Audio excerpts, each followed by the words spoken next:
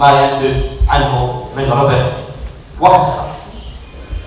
أما المشرع العراقي فقد قسم الشركة إلى نوعين، منها شركات قائمة على الاعتبار الشخصي، ومنها شركات قائمة على الاعتبار المالي.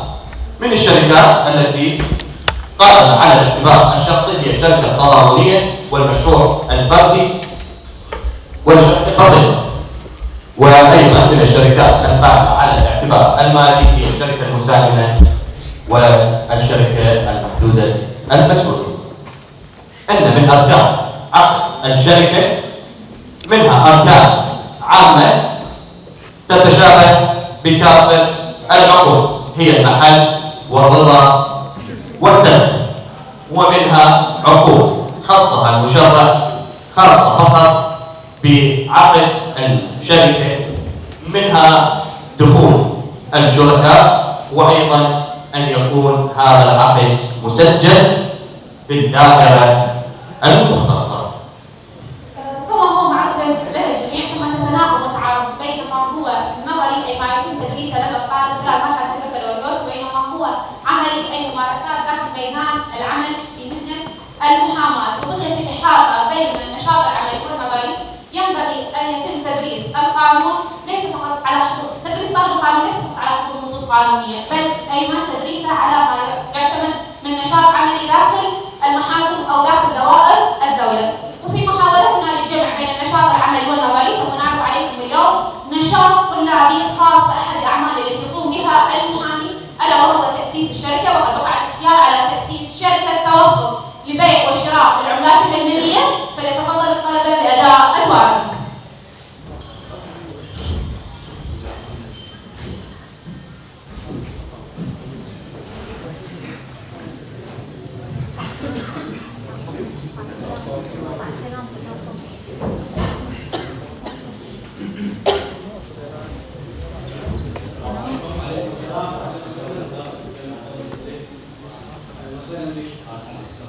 استاذ انا نسيت من طرف شركه الدين مؤسسه المياه.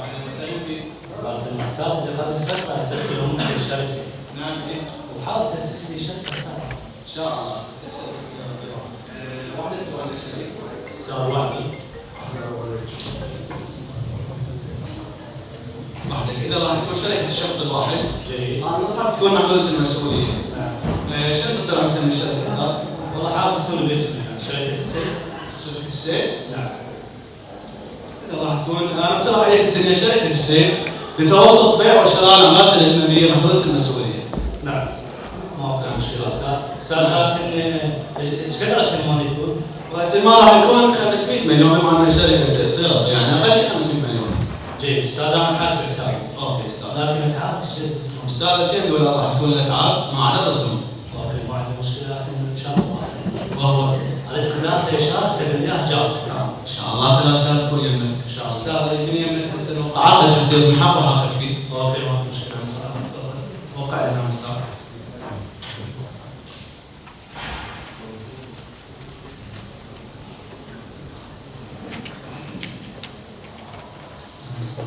وقع لنا استاذ. اوكي استاذ. استاذ من بزود وكاله محامي كاتب عدل لغرض تاسيس شركه، ولم يملك الزود لكافه مستمسكاتك القانونيه. اوكي صار تدري استاذ توصل للاتعاب والوكاله كافه المستمسكات. ان شاء الله استاذ. اهلا بك استاذ.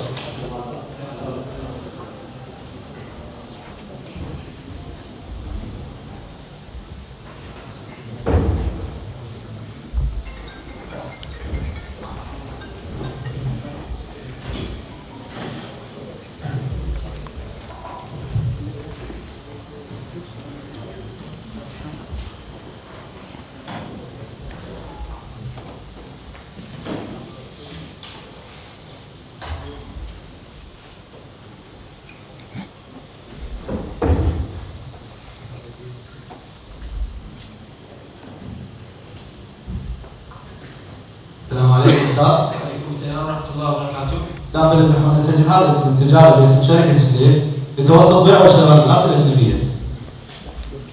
اوكي استاذ لازم تقدم لي طلب ينضم لاسم الشركه المقترح ونوع النشاط واسم وجنسيه المالك. اوكي استاذ. تفضل.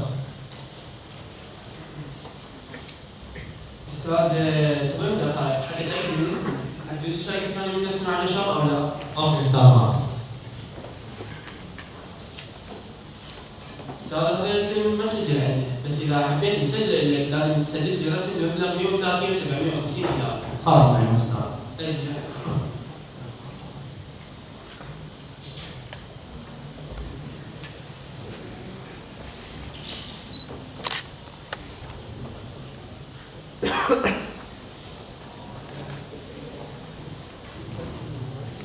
اوكي راح احرق لك وصل. استاذ.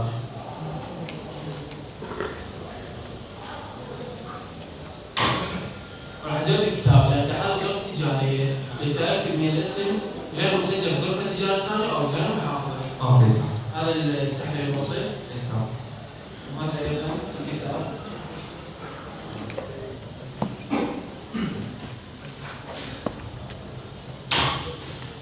تفضل استاذ. اوكي شكرا. يوجد في كل محافظة عراقية غرفة تجارة معنية بتسجيل الأسماء التجارية.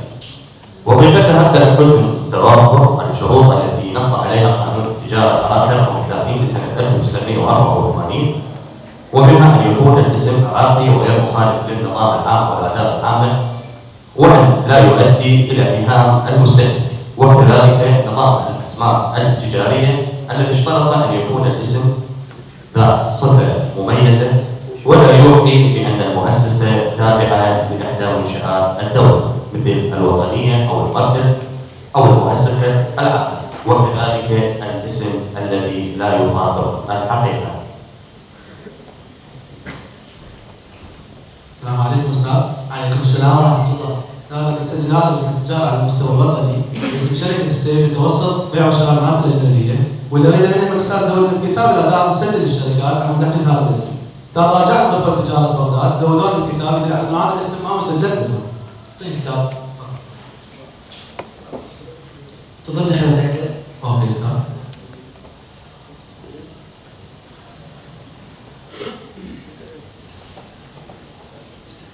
الاسم غير مسجل بغرفة تجارة ثانية، تظني ازودك الكتاب الى دائرة مسجل الشركات بعد ما تسدد لي مبلغ 125,000. اوكي استاذ.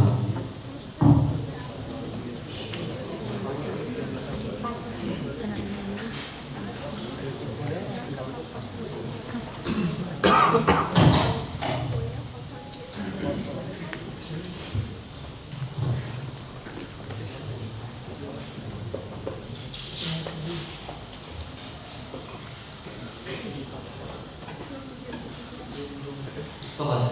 شكرا لك استاذ. اهلا وسهلا.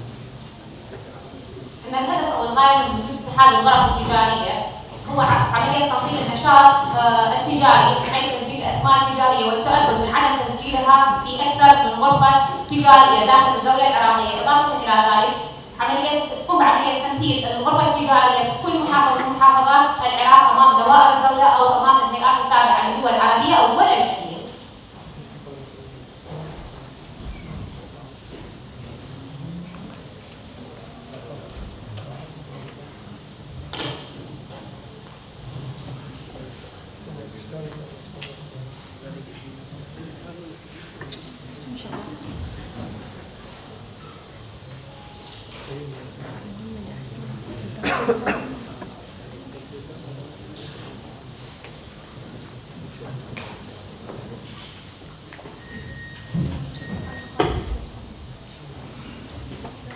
السلام عليكم ست.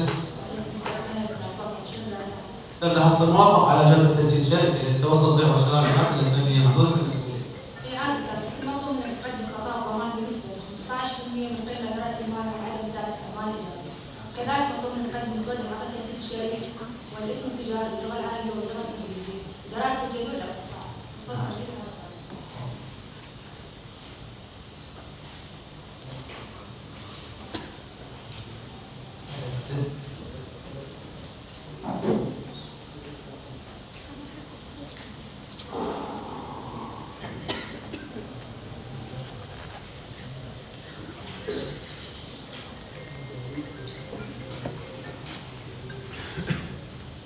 بس انت تفضل هذا الطلب وهاي مستحيل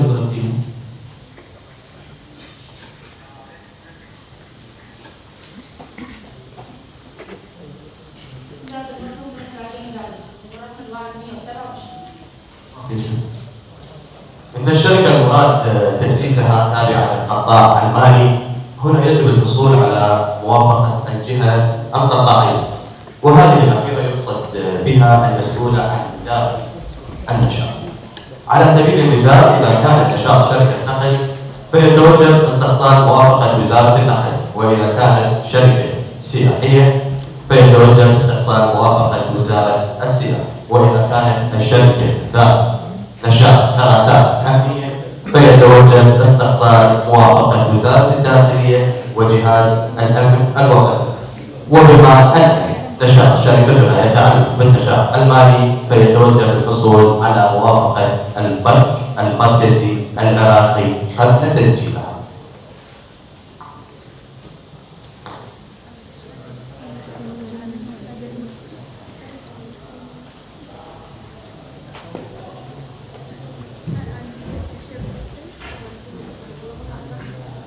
مرحبا ست.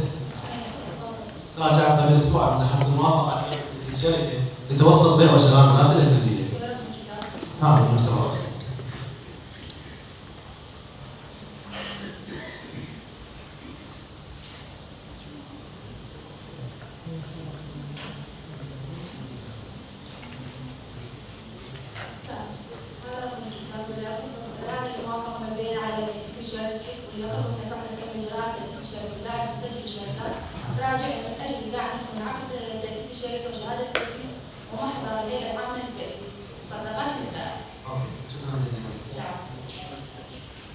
هناك من الإشارات أنه ثمة فرق بين ما يسمى بعقد تأسيس الشركة وما يسمى ببيان تأسيس الشركة، إذ أن عقد التأسيس يتطلب وجود أكثر من مؤسس للشركة، أما بيان الشركة يتطلب وجود فقط مؤسس واحد، بما أن شركتنا اليوم هي شركة توسط بيع شراء العلامة الأجنبية مؤلفة من مؤسس واحد، فيتم طلب بيان تأسيس وليس عقد تأسيس.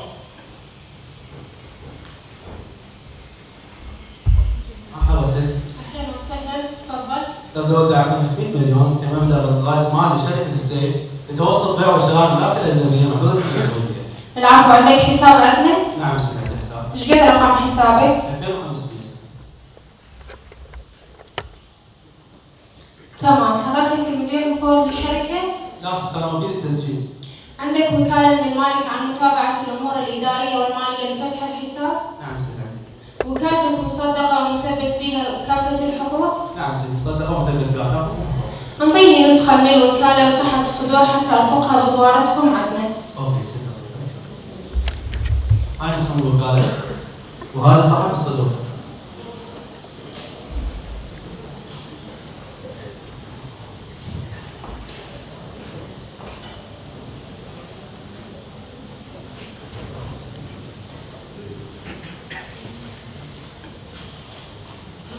أستاذ، بس خلي يكون ببالك هذا المبلغ عبارة عن وديعة ثابتة، ما تقدر تسحب من عنده إلا بعد موافقة مسجل الشركات بإطلاق وديعة. نعم ست، أنا عندي علم بهذا الشيء.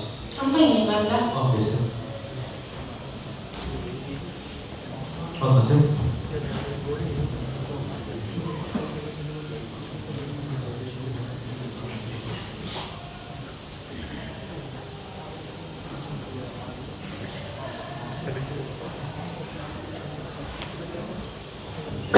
ثواني بس أحرر لك كتاب. أوكي ست.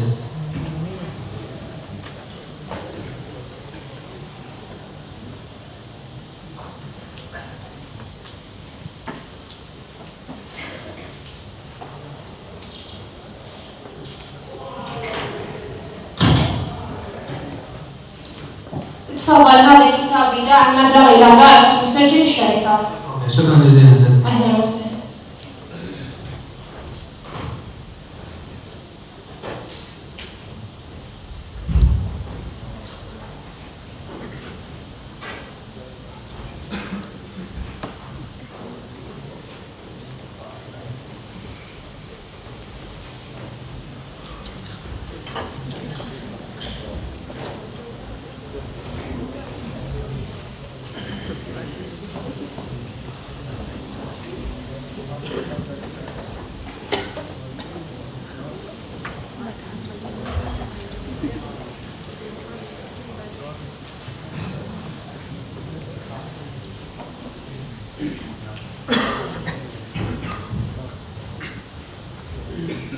السلام عليكم أستاذ. وعليكم السلام ورحمة الله، تفضل. أستاذ بلزة، نموذج جاء طلب تأسيس شركة بلزة. اوكي، بس عندك اوراق مجوزة المعاملة، عندك يا وكالة من المؤسس يا وكالة بيان تأسيس، وأريد من عندك كتاب للمصرف وكتاب للضريبة، وهم أريد من عندك مستمسكاتك ومستمسكات المؤسس، وأريد تعهد بأن المؤسس هو موظف الدوائر الدولية. نعم، ست موجودة إن شاء الله.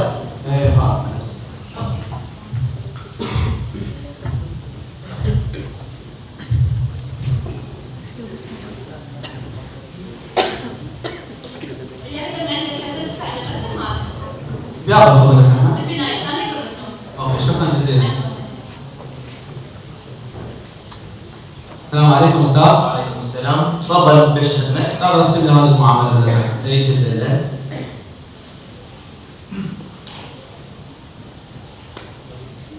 رسمك يصير مليونين. ايش مليون استاذ؟ طبعا العراق راح يصير مليون. اي مليونين. لا بالعكس استاذ. اعطيني نص الماضي.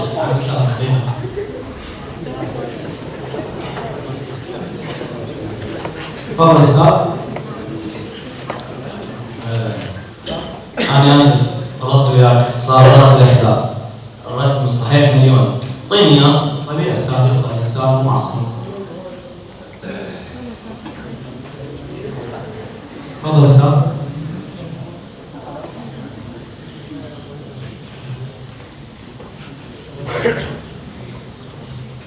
تمام، راح احرر لك وصل بالمبلغ، ارجع فيه الى دائرة المدقق بالبناية اللي بصفنا.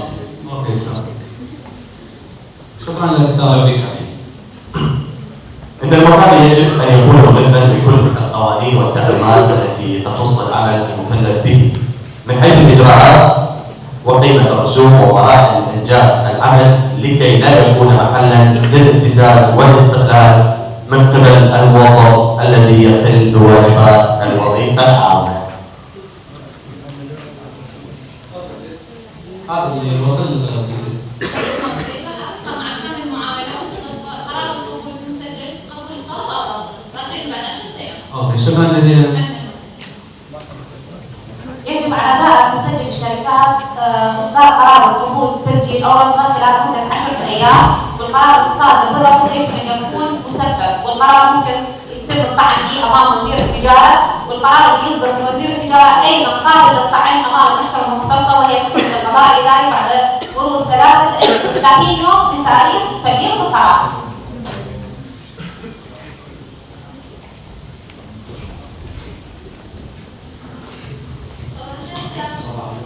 استغلال المعاملة توفي الشروط القانونية وتم تطبيقها.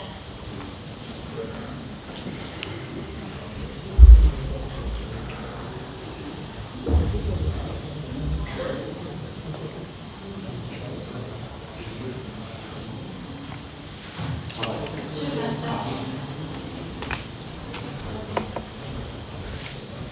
بعد أن وقع المدير العام لدائرة مسجل الشركات على شهادة تأسيس الشركة وبيان تأسيسها وقرار تسجيلها، يجب نشر قرار تأسيس الشركة في نشرة مسجل الشركات الخاصة بالدائرة.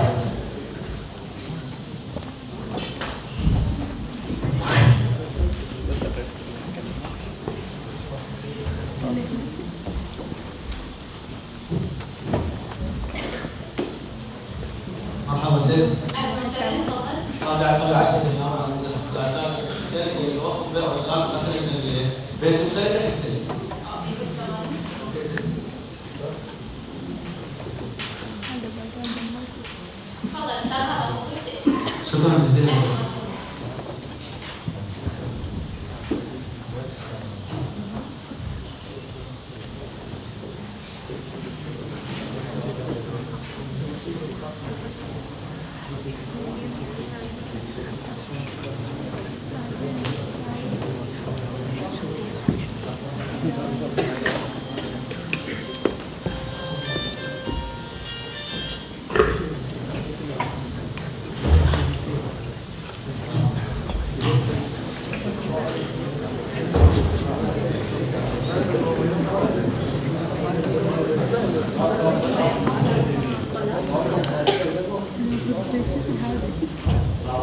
يعطيكم الصحة.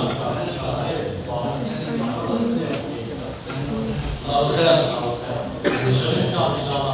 خلصت الحمد لله مثل ما طلبت خلال شهر. تفضل هذا العدد. الله يخليك استاذ.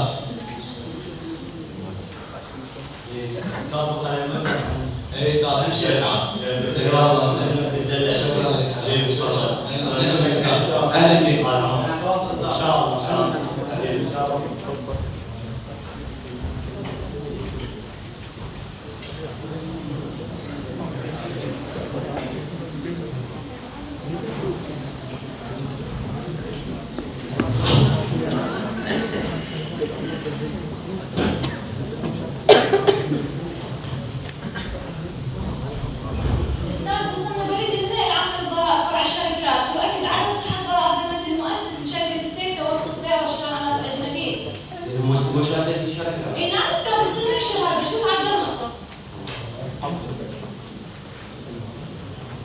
الو تعال المكتب بس بسرعه.